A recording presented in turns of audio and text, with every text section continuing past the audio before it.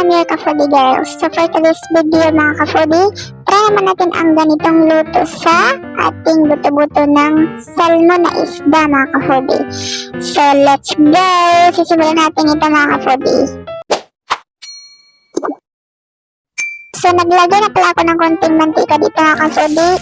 Sunod natin ang ating garlic at luya. Then at syempre ang ating white onion.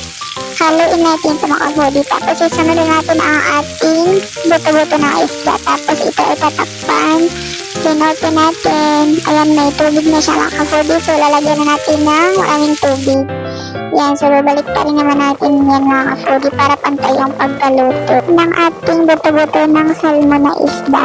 So tatakpan na natin ito mga ka-foodie. Then hintay lang natin na kumulo. Then bubuksan natin ulit mga ka-foodie. Then for that mga ka-foodie, ilagay na natin ang ating oyster sauce. Tapos babalik pa rin ulit natin ang ating mga isda para pantay ang pagkaluto mga ka-foodie. So ilalagay natin ang ating green chili, red chili at saka ating carrots. Pakuluin natin ulit ito mga ka-foodie bago natin ilagay ang ating mga green beans.